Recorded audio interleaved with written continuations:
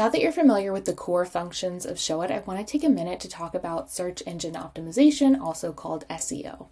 After you go through your template and you rename your pages as you see fit, it's really important that you take this extra step in order to be found on the web and have good SEO practices. SEO is a really broad topic, but this is just a small part that you can do on your end to ensure that you set your site up for success from launch. Starting with the homepage, we are going to click onto the page and make sure that no other canvases are selected. You only want this title to be highlighted in blue.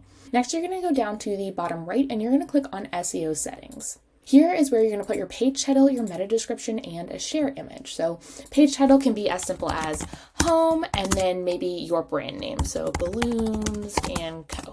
You can use this for whatever you want, but typically keeping it simple is best. In the meta description is where you're going to include a lot more detail and you're going to want to put keywords. So for this one, I'm going to say Balloon Co. is a Tampa-based balloon artist, high-end event planning and celebrations. You are going to know your brand and your site best, but you want to put a meta description that includes keywords. So I have our brand name, our location, and then some keywords like event planning, high-end celebrations.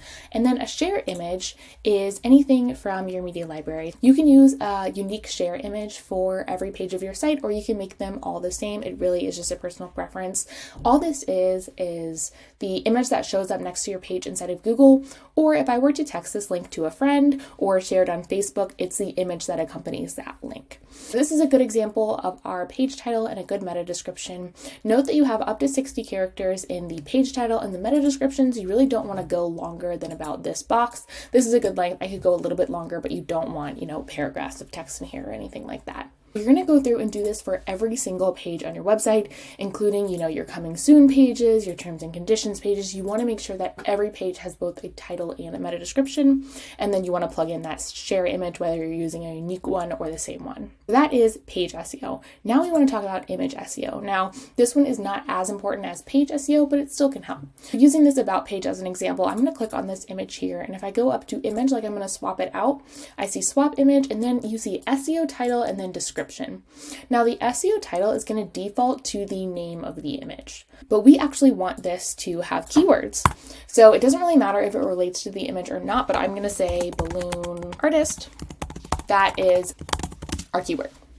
Next, we're going to fill in the description, and this is actually describing the content of the image. You're not typically going for keywords in here, although if you can include them in natural language, that's great, but we're really talking about what visually this image is representing, both for Google and for people who may be using screen readers or other accessibility devices who can't visually see this image.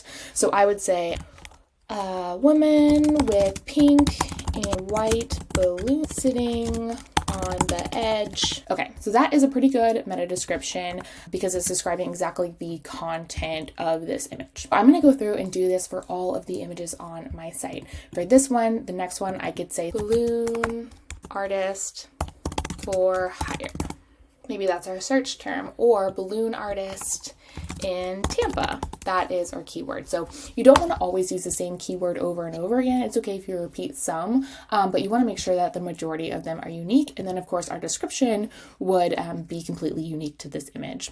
The only thing to note with this is when you swap out images, the SEO work that you put into it doesn't necessarily carry over because it's going to replace with the title of the new image. It's always great to kind of come up with your SEO research or your keywords that you want to try to rank for and put them in a separate document. That way, when you do swap out images in the future, you don't have to remember to copy and paste the SEO title and then paste it back in. Of course, you can if you remember, but it's just nice to have a separate list and be able to pop those keywords back in.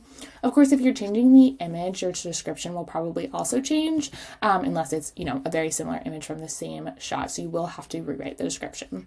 Again, this is not the most important thing in terms of SEO on your site, but it does really help. I would focus on the page SEO, that page title and the meta description before this. If you want additional resources on SEO, you can go down to your help docs here, and Showit has some great articles about how SEO works and what you can do to improve your ranking.